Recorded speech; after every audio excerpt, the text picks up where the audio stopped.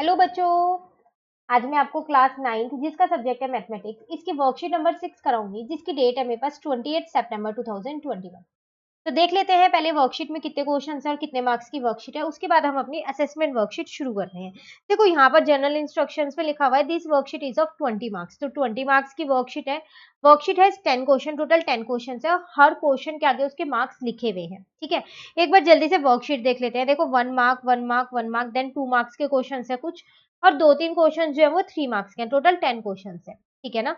Worksheet आप कोशिश कीजिएगा समझने के बाद खुद करने की, क्योंकि असेसमेंट वर्कशीट का मतलब यही होता है कि लास्ट वीक्स जितनी भी वर्कशीट्स आपको मिली है एक बार उनकी रिवीजन हो जाती है आपकी। ठीक है, चलिए शुरू करते हैं। हम यहाँ पर क्वेश्चन नंबर 1 हमारे पास यहाँ है। In the given figure if L parallel to M, जो आपको ये फिगर दे रखी है इसमें एल जो है वो एम के पैरेलल है और एन पैरेलल टू एम है, एन जो है वो एम के पैरेलल है। Then what is the relation between angle 1 angle 2 और एंगल 3। तो बताओ इन तीनों एंगल्स के बीच में क्या रिलेशन है। देखो ये हमने जो हमारी वर्कशीट्स आई हैं चैप्टर्स की उसमें भी सीखा था कि अगर एक लाइन जो है, दो लाइंस पैरेलल है, ठीक है, एल जैसे यहाँ एम के पैरेलल है और जो ये एम वाली लाइन है ये एन के भी पैरेलल है। तो आपने देखा कि एक लाइन एम वाली जो है वो दो लाइनों के पैरेलल है, एल के भी और एन के भी, है ना, दो के। तो फिर जो बाकी की दो लाइंस बची है ना वो भी आपस में पैरेलल हो जाएंगी, एल पैरेलल टू एन भी हो जाएगा इस इक्वेशन 1 और 2 से। ठीक है, अब जब ये तीनों ही लाइन आपस में पैरेलल है तो इसका मतलब एंगल 1 एंगल 2 एंगल 3 कौन सा एंगल बना रहे, तो ये मेरे बना रहे हैं कॉरस्पॉन्डिंग एंगल।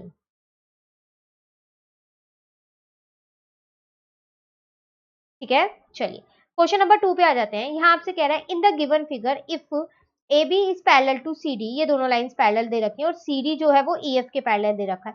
फिर वही बात, दो चीज हमें, दो लाइंस पैरेलल दे रखे हैं ए बी सी डी के और सी डी जो है वो ई एफ के भी पैरेलल है। तो फिर मैं ये कह सकती हूँ कि जो ए बी है वो ई एफ के भी पैरेलल होगा, होगा नहीं होगा। अब आपसे कह रहा है कि आपको वाई और जेड जो है वो रेशो में दे रखे हैं 3:7, तो एक्स की वैल्यू आपको फाइंड करनी है। ठीक है, तो देखो यहाँ पर आपके पास गिवन क्या है, आपके पास गिवन ये है कि ए बी जो है वो सी डी के पैरेलल है एंड सी डी जो है वो ई एफ के पैरेलल है। ठीक है, तो अब यहाँ लिख देते हैं अपने सॉल्यूशन में। अगर हम देखें तो ए बी जो है वो सी डी के और सी डी ई एफ के, तो ए बी जो है वो ई एफ के भी पैरेलल होगा। अब जब ये दोनों लाइंस पैरेलल हैं तो एक्स जो है वो जेड के बराबर होगा। क्यों? क्योंकि ये आपके क्या बन जाएंगे, ऑल्टरनेट इंटीरियर एंगल्स बन जाएंगे। पर हम इसे सॉल्व कैसे करेंगे, देखो सबसे पहली बात तो यहाँ पर लेट करते हैं, हम यहाँ पर ही लेट कर लेते हैं, इसको हटा देते हैं फिलहाल। देखो जब भी रेशो में देना लेट कर लो। Let y is equals to 3a मान लिया मैंने और z is equals to 7a। x नहीं माना क्योंकि इस बार x मुझे पहले से ही क्वेश्चन में गिवन था। ठीक है, अब मेरे को पता है x प्लस वाई जो है वो 180 के बराबर होंगे। क्यों? क्योंकि ये मेरे को इंटीरियर एंगल्स हैं, या फिर मैं ये कहूँ angle on same side of transversal है। ठीक है ना, तो इस क्वेश्चन को यहाँ पर कर लेते हैं, क्वेश्चन नंबर 2 को।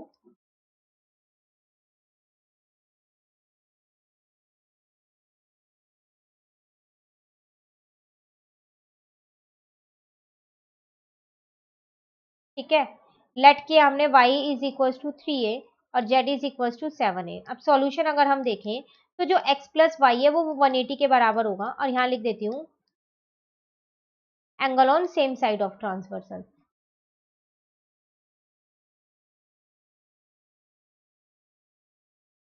ठीक है, अभी x तो नहीं पता, y मुझे 3a पता है इज इक्वल टू 180। यहाँ से मैंने x की वैल्यू निकाली, वो आ गई 180 माइनस का 3a।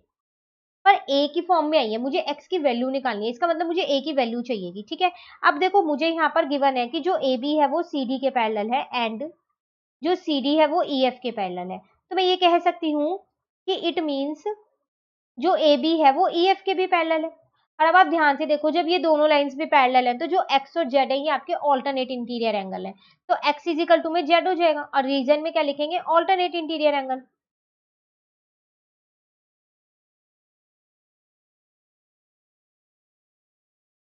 ठीक है, अब x की वैल्यू कितनी है, 180 माइनस का 3a और z की वैल्यू कितनी है, आपने अभी लेट किया था 7a, तो यहाँ आ जाएगा 7a।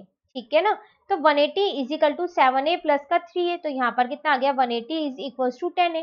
तो a की वैल्यू कितनी आ गई आपके पास, 180 डिवाइडेड बाय 10, इसको कट किया तो a की वैल्यू आ गई 18। लेकिन मुझे a की वैल्यू नहीं चाहिए, मुझे x की वैल्यू चाहिए थी। x की वैल्यू आपकी थी कितनी, 180 माइनस का 3a, तो यहाँ पर लिख देंगे 180 माइनस का 3a। ठीक है, तो x is equal to 180 minus 3 into में 18 आ जाएगा। तो 3 8 जा 24 और एक 5 54। अब 180 में से आप क्या करो 54 को माइनस कर दो, तो 6 यहाँ पर बचा 7, 7 में से 5 गया तो 2, 126। तो x की वैल्यू कितनी आ गई यहाँ पर 126 आ गई। सॉरी, ठीक है, क्लियर क्वेश्चन नंबर 2। चलिए आते हैं क्वेश्चन नंबर 3 पे।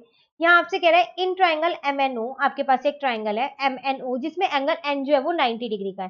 Then write the longest side, तो इसकी सबसे बड़ी साइड बताओ कौन सी होगी। तो देखो अगर मैं यहाँ पर एक ट्राइंगल बना लूं,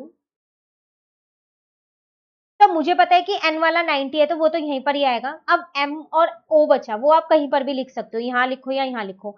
और एक ट्राइंगल में, राइट एंगल ट्राइंगल में सबसे बड़ी साइड उसकी हाइपोटेन्यूज होती है, तो लॉन्गेस्ट साइड कौन सी आ गई, तो हम यहाँ लिख देंगे।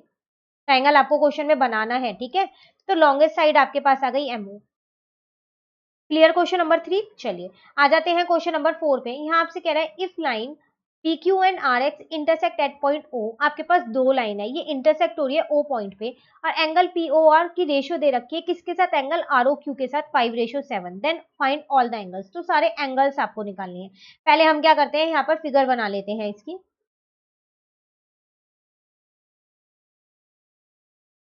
दो लाइन्स आपस में इंटरसेक्ट हो रही है ना, ठीक है, कौन कौन सी हो रही है, एक तो PQ और एक RS। तो यहाँ पर लिख देती हूँ मैं PQ और यहाँ पर लिख देती हूँ मैं RS, ठीक है। ये मेरे चार एंगल्स यहाँ पर बने रहे हैं, ठीक है ना। मुझे दे क्या क्या रखा है, देखो मुझे दे रखा है angle POR ratio angle ROQ,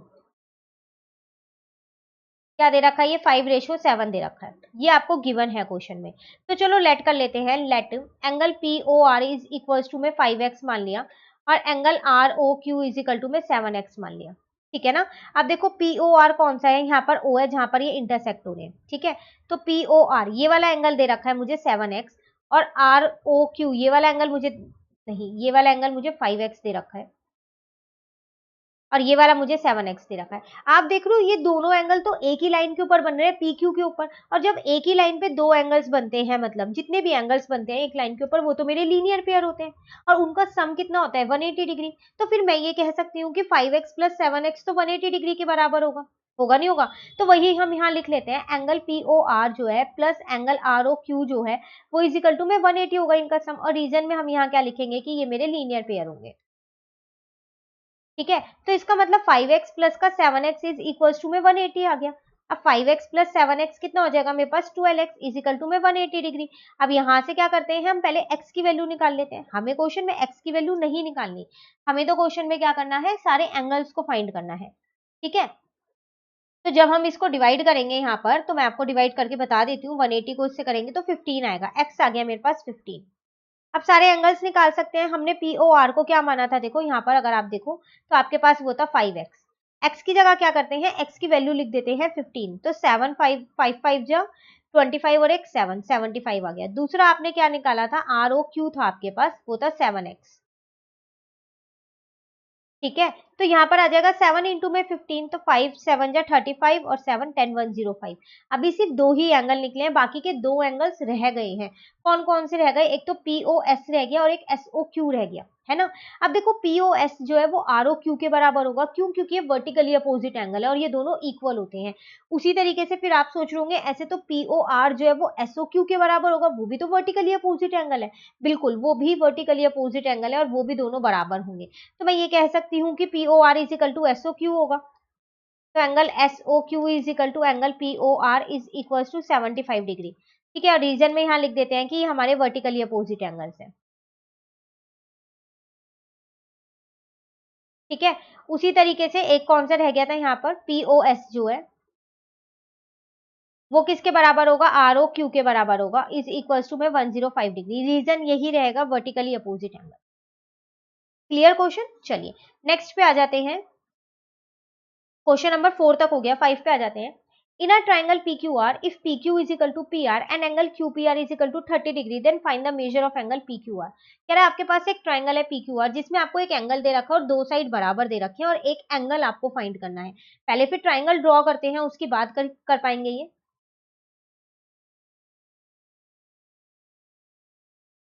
ठीक है। तो PQR है, आपको दे क्या क्या रखा है यहाँ पर, PQ जो है PR के बराबर है, ये दोनों साइड्स बराबर हैं, और क्यू पी आर ये आपको 30 दे रखा है। ठीक है, देखो दो साइड्स बराबर दे रखी है तो इसके अपोजिट एंगल्स जो है वो बराबर होंगे। ठीक है ना, तो हम यहाँ पर ये लिख सकते हैं, हमको गिवन है यहाँ पर कि जो हमारा पी क्यू है वो पी क्यू जो है वो पी आर के बराबर है और एंगल क्यू पी आर मुझे गिवन है 30 डिग्री। ठीक है, अब अगर हम अपना सॉल्यूशन देखें तो जो मेरा एंगल है ये वाला, ये और ये, तो एंगल पी क्यू आर जो है वो किसके बराबर हो जाएगा, एंगल पी आर क्यू के बराबर होगा। क्यों होगा, यहाँ पर angle opposite to equal sides are equal, ये आपके पास एक थ्योरम है। ठीक है, अब ये दोनों एंगल्स इक्वल हो गए, आपको क्या करना था, आपको फाइंड करना था पी क्यू आर, आपको फाइंड करना है पी क्यू आर। ठीक है, अब देखो, अब बात करते हैं हम in triangle P Q are की। जब तीनों एंगल्स का सम कितना होगा 180, तो मैं ये कह सकती हूँ कि P Q R plus angle Q P R plus angle Q R P, इन तीनों का सम कितना होगा 180 डिग्री। ठीक है, पी क्यू आर तो मुझे फाइंड ही करना है, उसको मैंने ऐसे ही छोड़ दिया है। क्यू पी आर मुझे क्वेश्चन में गिवन है 30 डिग्री। ठीक है, अब क्यू आर पी नहीं पता, लेकिन हाँ मुझे इतना पता है कि जो मेरा क्यू आर पी है ये वाला जो एंगल है इस वाले एंगल के बराबर है, तो इसको भी मैंने क्या कर दिया, पी क्यू आर ही लिख दिया है। ठीक है, अब इस ये बन गया 2 पी क्यू आर और यहाँ पर क्या हो गया 180 माइनस का 30 डिग्री हो गया, तो 2 P Q R is equals to में कितना हो जाएगा 150 डिग्री। अब यहाँ से मैंने क्या किया, पी क्यू आर निकाल लिया, तो वो कितना आ जाएगा 150 डिवाइडेड बाय 2, तो पी क्यू आर मेरे पास कितना निकल के आ गया, वो आ गया मेरे पास 75 डिग्री। अब मुझे क्वेश्चन में P Q are he find करना था। Clear question number 5। चलिए आ जाते हैं क्वेश्चन नंबर 6 पे। यहाँ आपसे कह रहे हैं show that the sum of all the interior angle of a triangle is 180 degree. देखो अभी आपको ये तो पता है कि एक ट्राइंगल के तीनों एंगल्स का सम, जो अंदर एंगल्स बनते हैं उनका सम 180 होता है, पता है ना। यहाँ पर आपको ये शो करना है। ठीक है, अब शो कैसे करेंगे, देखो यहाँ पर सबसे पहली बात ना, ट्राइंगल की बात हो रही है ना, तो एक ट्राइंगल को ड्रॉ कर लो।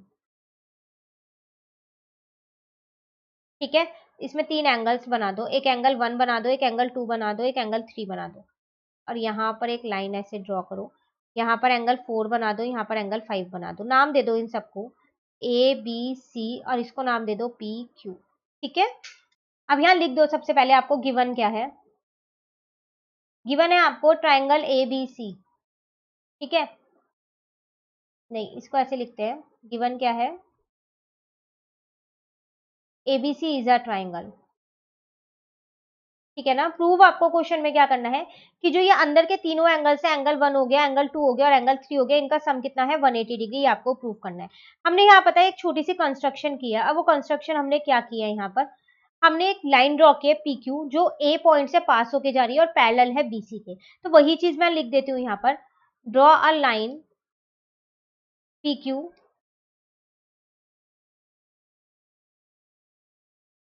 पासिंग थ्रू पॉइंट ए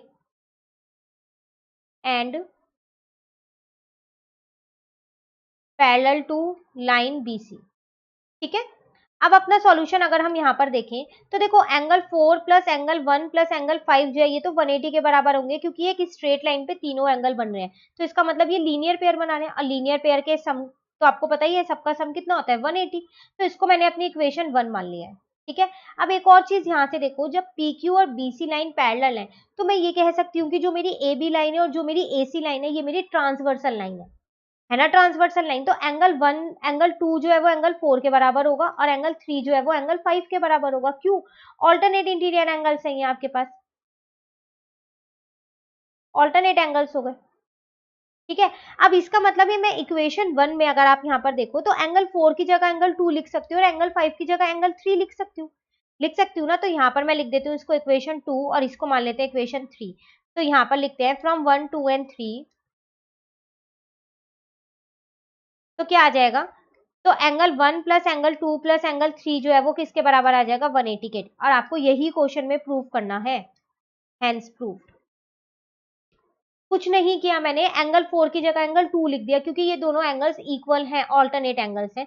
उसी तरीके से एंगल 5 की जगह एंगल 3 लिख दिया, क्योंकि वो भी ऑल्टरनेट एंगल है, और 1 4 और 5 जो है वो लीनियर पेयर बना रहे थे। Clear question. चलिए आ जाते हैं हम अपने नेक्स्ट क्वेश्चन पे। यहाँ आपसे क्या कह रहा है ABC is a triangle with AB is equal to AC। ABC एक ट्राइंगल है जिसमें दो साइड्स इक्वल है। इसका मतलब ये कह सकते हैं कि वो आइसोसेलेस ट्राइंगल है। ठीक है, अब कह रहा है P and Q are points on AB and AC respectively such that AP is equal to AQ।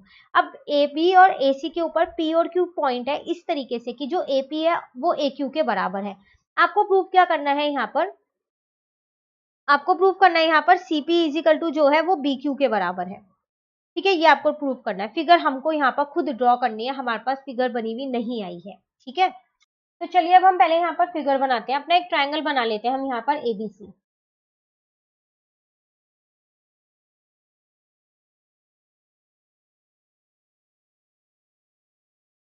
ठीक है, तो ये आ गया आपके पास A, यहाँ आ गया B, यहाँ आ गया C। अब वो आपसे क्या कह रहा था, देखो क्वेश्चन में कि P और Q AB और AC पे पॉइंट है, तो यहाँ पर कहीं पर P होगा मान लेते हैं, यहाँ पर कहीं पर Q होगा। ठीक है, इसको क्या करते हैं, ज्वाइन कर देते हैं। अब लिख लेते हैं क्या क्या गिवन है हमारे को। गिवन हमारे को ये है, एक तो ए बी जो है वो ए सी के बराबर है, ये क्वेश्चन में ही गिवन है। इसके साथ साथ एक और चीज गिवन है कि ए पी जो है वो ए क्यू के बराबर है। ठीक है, दो ही चीज गिवन है। प्रूव हमें क्या करना है, सी पी जो है ये बी क्यू के बराबर है।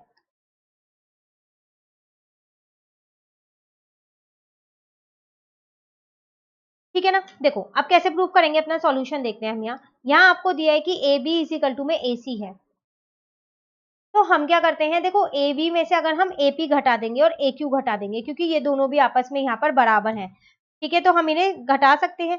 तो ए बी में से मैंने क्या किया, यहाँ पर ए पी माइनस कर दिया, और ए सी में से मैंने क्या किया, यहाँ पर ए क्यू माइनस कर दिया। तो जब ए बी में से ए पी माइनस करूंगी तो मेरा बी पी बचेगा, और ए सी में से ए क्यू माइनस करूंगी तो मेरा सी क्यू बचेगा। ठीक है, अब आप इसको फर्स्ट मान के अभी फिलहाल के लिए यहाँ पर छोड़ दो। अब आप बात करो इन दो ट्रायंगल की, किन किन की। एक तो ट्रायंगल लो आप बी सी क्यू, और दूसरा ट्रायंगल लो आप यहाँ पर बी बी सी क्यू। एक तो ये वाला ले लिया आपने, ठीक है, और एक आप लो बी सी पी। इन दोनों ट्रायंगल को अगर मैं कॉन्ग्रुएंट प्रूव कर दूं तो उसके बाद में C P is equal to B Q बहुत आसानी से प्रूव कर सकती हूँ सीपी सीटी से, क्योंकि जब दो ट्रायंगल कॉन्ग्रुएंट हो जाएंगे तो उसके कॉरस्पॉन्डिंग साइड्स और एंगल तो इक्वल हो ही जाएंगे। ठीक है, अब कॉन्ग्रुएंट प्रूव करने के लिए मुझे तीन चीज भी तो चाहिए। तो देखो एक चीज तो आपने ऊपर से ही निकाल ली कि जो आपका सी क्यू है वो पीपी के बराबर है, ये तो आपने फ्रॉम फर्स्ट से ही निकाल दिया। अब पता चल गया हमने फर्स्ट वाला क्यों यूज किया। एक आपको B C is equal to B C दोनों में ही कॉमन दिख रहा है कि दोनों में ये साइड कॉमन है। ठीक है, और एक में ये कह सकती हूँ कि जो ये पूरा एंगल बी है, कौन से में, बी सी पी में, ये वाला जो पूरा एंगल मिलेगा, और उसी तरीके से बी सी क्यू में ये वाला एंगल मिलेगा, ये इक्वल होंगे। क्यों, क्योंकि जो ए बी है वो ए सी के बराबर है, तो उसके अपोजिट एंगल्स तो फिर इक्वल होंगे ही होंगे। ठीक है, तो मैं यहाँ पर लिख देती हूँ बी सी क्यू वाले में यहाँ पर लिखते हैं। तो जो एंगल बी सी क्यू है वो किसके बराबर हो जाएगा, एंगल बी सी पी के बराबर हो जाएगा। ठीक है, और रीजन लिख देते हैं कि ए बी जो है वो ए सी के बराबर है, तो जो उसके अपोजिट एंगल्स होते हैं वो इक्वल होते हैं। इसका मतलब जो ट्राइंगल मेरा बी सी क्यू है वो यहाँ पर कॉन्ग्रुएंट प्रूव हो चुका है ट्राइंगल बी सी पी के। किससे, एंगल, दो साइड है और एक एंगल मिला है मुझे। ठीक है, तो साइड एंगल साइड से ये प्रूव हो चुका है। अब जब ये प्रूव हो ही गया है तो फिर मैं ये कह सकती हूँ कि सीपी सीटी से जो सीपी है वो किसके बराबर हो जाएगा, यहाँ पर बी क्यू के बराबर हो जाएगा, सीपीसीटी। ठीक है, क्वेश्चन में आपको यही यहाँ पर प्रूव करना था, तो प्रूव हो गया, आसान था क्वेश्चन। चलिए क्वेश्चन नंबर 8 पे आ जाते हैं। कह रहा है इन द एडजेसेंट फिगर, ये फिगर आपको क्वेश्चन में दे रखी है, ए बी जो है वो सी डी के पैरेलल है, सी डी जो है ई एफ के पैरेलल है, if E A is perpendicular to A B and angle B E F is equal to 55 degree. आपसे यहाँ पर क्या कह रहा है, जो ई ए है, ये वाली पूरी लाइन जो है ये परपेंडिकुलर है इस ए बी पे, तो इसका मतलब ये 90 डिग्री का एंगल बना रहे हैं। ठीक है ना, और उसके साथ साथ आपको बी ई एफ दे रखा है, कहाँ पर है, बी ई एफ, ये 55 डिग्री दे रखा है। Then find the value of X Y Z, आपको एक्स वाई जेड इसमें दिख रहे हैं, आपको इनकी वैल्यू फाइंड करनी है। ठीक है, तो चलो करते हैं, कैसे करेंगे देखते हैं। सबसे पहले तो हम यहाँ पर गिवन लिख लेते हैं क्वेश्चन नंबर 8 में। फिगर आपको साथ में दोबारा बनानी है। तो ए बी जो है वो सी डी के पैरेलल है, सी डी जो है वो ई एफ के पैरेलल है। और फाइंड में आपको क्या करना है, यहाँ पर एक्स वाई जेड करना है। सॉल्यूशन शुरू करते हैं अपना। देखो, अब अगर आप अपने फिगर में यहाँ पर देखो, आपको यहाँ पर क्या कह रहा था कि जो ए बी है वो सी डी के पैरेलल है। अब देखो, जब ये दोनों लाइंस पैरेलल है तो मैं ये कह सकती हूँ कि बीई जो है वो मेरी ट्रांसवर्सल लाइन है ना। तो सबसे पहले हम यहाँ यही लिख देते हैं कि A B parallel to C D, it means B E is the transversal line.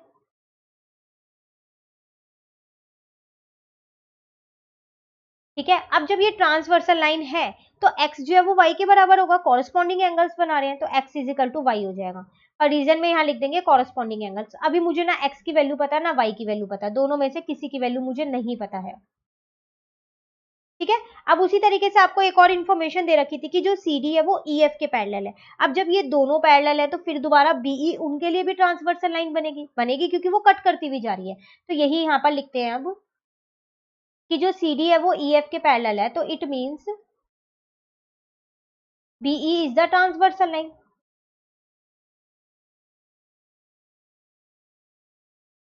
ठीक है, अब जब ये देखो ट्रांसवर्सल लाइन है तो y plus 55 degree is equal to 180 के बराबर होगा। क्यों? क्योंकि ये एंगल जो है interior angle on same side of transversal है, लाइन के एक ही साइड पे बने हुए दोनों एंगल्स है अंदर, है ना। तो फिर हमने यहाँ लिख दिया y plus 55 is equal to 180 degree. ठीक है, और रीजन में यहाँ पर लिख दिया इंटीरियर एंगल ऑन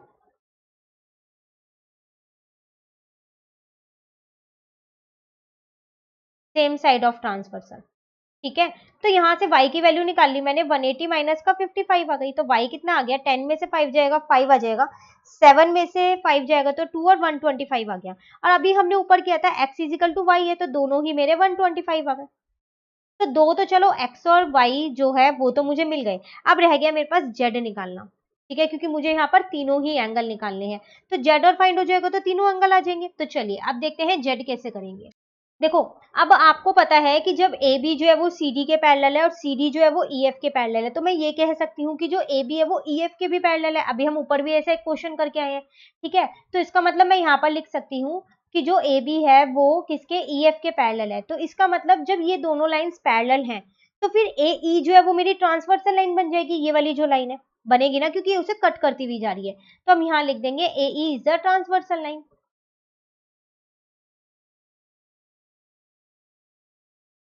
अब जब ये मेरी ट्रांसवर्सल लाइन बन गई तो 90 जो है वो 90 प्लस एक्स प्लस 55 जो है वो 180 के बराबर होगा। क्यों? क्योंकि ये आपके क्या है, को इंटीरियर एंगल्स, फिर वही ट्रांसवर्सल लाइन के एक ही साइड पे बने हुए एंगल्स है, जैसे अभी हमने y प्लस 55 किया था, है ना। तो फिर मैं यहाँ पर यही लिख देती हूँ यहाँ पर कि 90 प्लस जेड प्लस 55 जो है वो किसके बराबर हो जाएगा, 180 डिग्री के बराबर हो जाएगा। और यहाँ लिख देती हूँ interior angle on same side of transversal. ठीक है, अब 90 में इसको प्लस करते हैं तो 5 आ जाएगा यहाँ पर, और यहाँ पर आ जाएगा 14, तो 145 plus Z is equal to 180 degree आ जाएगा। तो जेड की वैल्यू आ जाएगी 180 में से क्या करते हैं 145 को माइनस कर देते हैं, तो 5 यहाँ पर आ जाएगा, 7 में से 4 जाएगा तो 3 आ जाएगा, इसका मतलब 35 डिग्री आ जाएगा। लो, तीन एंगल्स निकालने थे, एक्स वाई जेड की वैल्यू निकालनी थी, यहाँ पर तीनों की वैल्यू पता चल गई हमें। ठीक है, चलिए आ जाते हैं क्वेश्चन नंबर 9 पे। यहाँ पर आपसे क्या कह रहा है, in the given figure triangle A B C and triangle D B C are two isosceles triangle on same base B C and vertices A and D are on the same side of B C, AD is extended to intersect BC at P, show that triangle ABC is congruent to triangle ACD। देखो, figure दे रखी है, दो triangles दे रखे हैं, दोनों isosceles triangle हैं। ठीक है, आपसे यहाँ पर क्या कह रहा है, यहाँ पर कुछ प्रूफ करना है आपको, दो ट्राइंगल्स को कॉन्ग्रुएंट प्रूफ करना है। तो सबसे पहली बात तो हम यहाँ पर गिवन लिखते हैं।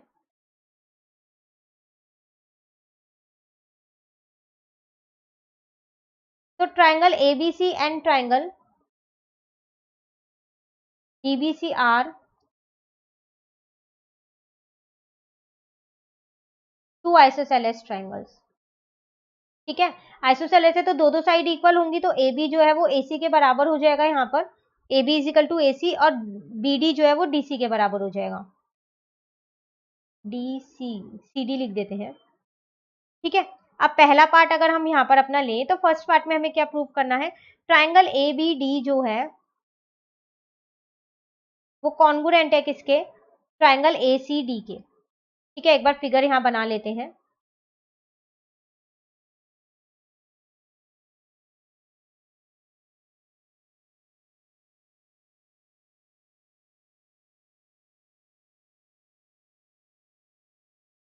थोड़ा छोटा बनाते हैं इसको, आप पेंसिल और स्केल से बनाइएगा प्रॉपरली।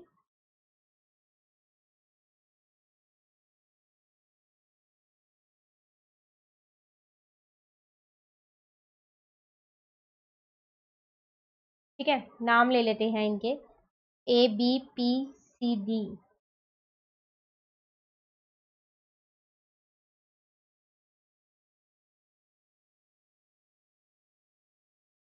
तो देखो आपके पास ट्रायंगल है ये वाला, एक तो ABD और एक ACD, ये तीन चीजें चाहिए इन्हें प्रूव करने के लिए। चलो करते हैं। In triangle ABD and triangle ACD, एक चीज तो मिल ही रही है कि जो AB है वो AC के बराबर है, ये आपको गिवन है क्योंकि वो आइसोसेलेस ट्रायंगल था। दूसरी चीज भी मिल रही है आपको कि जो BD है वो CD के बराबर है, ये भी गिवन है क्योंकि छोटे वाला ट्रायंगल भी आइसोसेलेस है। अब बची एक चीज और मिल गई, क्या मिल गई? AD जो है वो AD के बराबर है। क्यों? क्योंकि ये दोनों कॉमन है, दोनों ही ट्रायंगल में आ रहे हैं। फर्स्ट पार्ट तो आसानी से प्रूव हो गया कि ट्रायंगल ABD जो है वो कॉन्ग्रुएंट है ट्रायंगल ACD के, और साइड से वो कॉन्ग्रुएंट प्रूव भी हो चुका है। ठीक है, चलिए आ जाते हैं हम अपने सेकंड पार्ट पे। तो सेकंड पार्ट में आपसे क्या कह रहा है? ट्रायंगल ABP जो है, पहले यहां लिख लेते हैं, उसको कॉन्ग्रुएंट प्रूव करना है ट्रायंगल ACP के। ठीक है, कौन कौन से हैं यहां देखते हैं फिगर में, इसको हटा देते हैं हम। ठीक है, अब बात कर रहे हैं किसकी? ABP और ACP। ये पूरा लेना है, इस साइड वाला ABP और इस साइड वाला पूरा लेना है। देखो एक एक चीज तो मिल ही रही है, क्या मिल रही है आपको? एक तो AB जो है वो AC के बराबर है, ये मिल गया, और एक चीज मिल गई जो AP है वो AP दोनों में ही कॉमन है। लेकिन अगर आप ध्यान से देखो ना, एक चीज नहीं मिल रही है। कौन सी चीज? अब एक चीज हम लेके आए, तो देखो ये वाली साइड जो है वो इस वाली साइड के बराबर है। ठीक है, तो हम ये कह सकते हैं जब ये दोनों साइड बराबर है तो जो ये वाला पूरा एंगल है ABP वाला, B वाला एंगल और ACP वाला एंगल, ये एंगल्स बराबर होंगे। ठीक है ना, angle opposite to equal side are equal. या फिर आप ये भी कह सकते हो, जब आपने ये दोनों ट्राइंगल कॉन्ग्रुएंट प्रूव कर दिए तो आप ये कह सकते हो कि जो ये वाला एंगल है और जो ये वाला एंगल है ये बराबर होगा CPCT से। तो मैं यहाँ पर लिख सकती हूँ BAP जो है वो CAP के बराबर होगा, और यहाँ रीजन में लिख देती हूँ CPCT। ठीक है, अब तीनों चीज मिल गई, तो चलो लिखते हैं। सबसे पहले ट्राइंगल मेंशन करते हैं, किन किन ट्राइंगल की हम इंफॉर्मेशन दे रहे हैं। तो इन ट्राइंगल ABP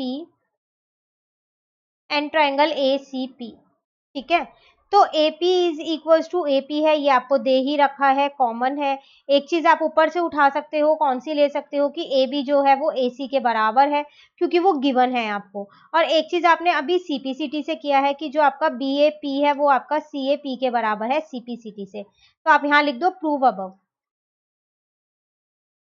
ठीक है ना, तो इसका मतलब कि जो ट्रायंगल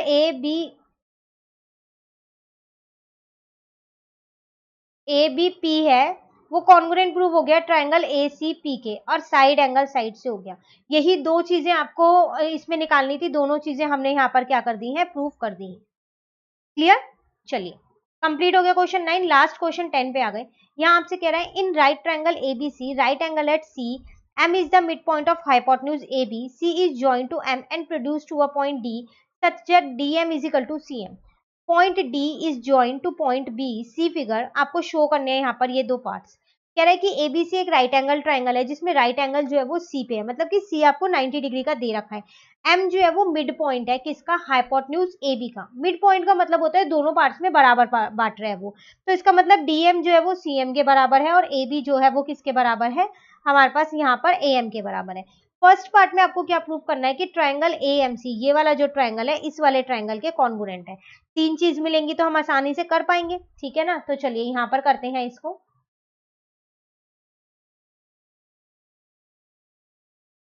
गिवन आपके पास है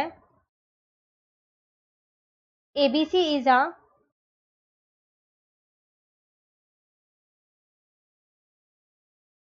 right angle triangle, right angle at B at C। ठीक है, फर्स्ट पार्ट अगर हम अपना देखें तो वो है मेरे पास ट्राइंगल AMC, कॉन्ग्रुएंट प्रूफ करना है ट्राइंगल BMD के। तीन चीजें चाहिए तो कॉन्ग्रुएंट प्रूफ हो जाएगा, तो चलो करते हैं यहाँ पर AMC एंड ट्राइंगल BMD। तो देखो ये दोनों ट्रायंगल है, तो एक चीज तो मुझे पता है यहाँ पर कि एम डी जो है वो किसके यहाँ पर बराबर है, एम सी के बराबर है। तो मैं यहाँ पर लिख देती हूँ एम सी जो है वो एम डी के बराबर है, ये आपको गिवन है, एक चीज मिल गई। दूसरी चीज हमें पता है कि जो बी एम है वो ए एम के बराबर है, ये भी मुझे पता है। ठीक है, A M is equals to B M है, ये मेरे को गिवन है यहाँ पर। ठीक है, अब रह गई एक और चीज। तो देखो ये दोनों एंगल्स जो है ये मेरे वर्टिकली अपोजिट एंगल हैं। अब वर्टिकली अपोजिट एंगल इक्वल होते हैं, अभी हम ऊपर के एक क्वेश्चन में भी करके आए हैं। तो फिर मैं कह सकती हूँ कि डी एम सी जो है वो ए एम सी के बराबर है। तो एंगल ए एम सी जो है वो बराबर है एंगल डी एम सी के, vertically opposite angles.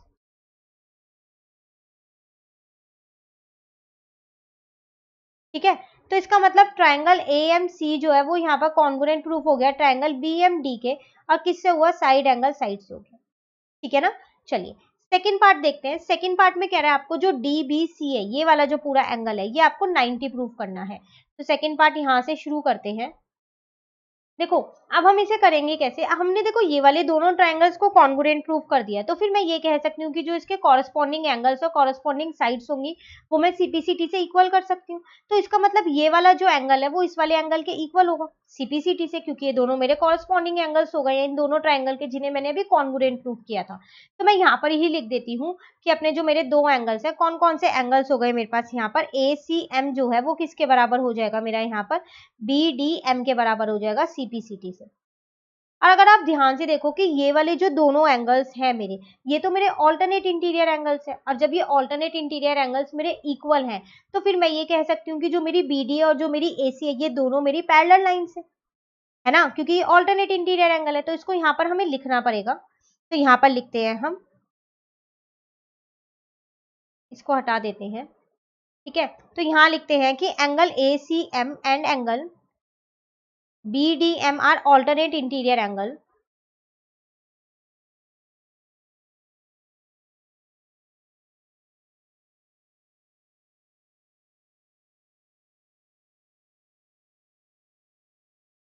For line B C थी ना आपके पास, एसी एसी और बीडी।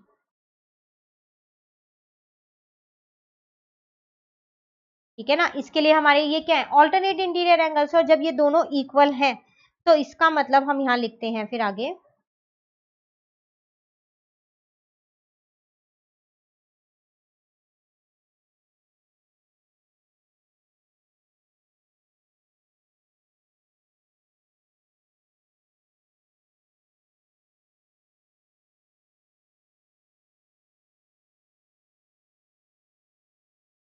तो ये स्टेटमेंट आपको लिखनी है, क्योंकि ऑल्टरनेट इंटीरियर एंगल्स इक्वल हैं तो फिर ये दोनों लाइंस मेरी जो है वो पैरेलल होंगी।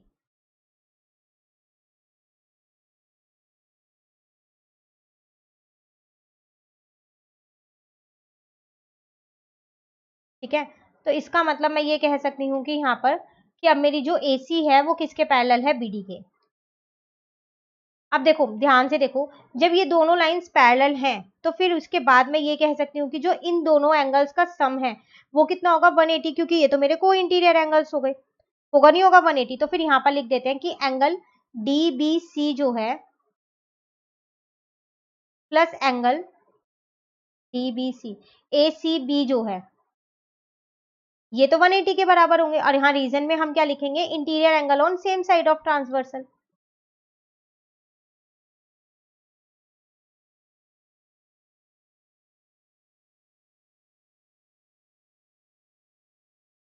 ठीक है, अब एक एंगल तो मुझे यहाँ पर पहले से ही दे रखा है ना कि ये 90 डिग्री का एंगल है, दूसरा ही तो मुझे प्रूव करना था। लो दूसरा यहाँ पर प्रूव हो चुका है कि आपका जो एंगल डी बी सी है वो किसके बराबर आ गया, 180 माइनस का 90, तो वो आ गया आपके पास D B C is equal to 90 degree. Hence proof, second part में आपको यही प्रूफ करना था। ठीक है, तो ये था आपके पास क्वेश्चन नंबर 10। इसी के साथ वर्कशीट कंप्लीट हो गई है हमारी, टोटल 10 क्वेश्चन थे यहाँ पर, assessment worksheet 6 complete. Next worksheet maths की क्लास 9 की नेक्स्ट वीडियो में समझेंगे। तो अगर आपको ये वीडियो अच्छी लगी तो लाइक जरूर कीजिएगा और मेरे चैनल को सब्सक्राइब कीजिए। Thank you.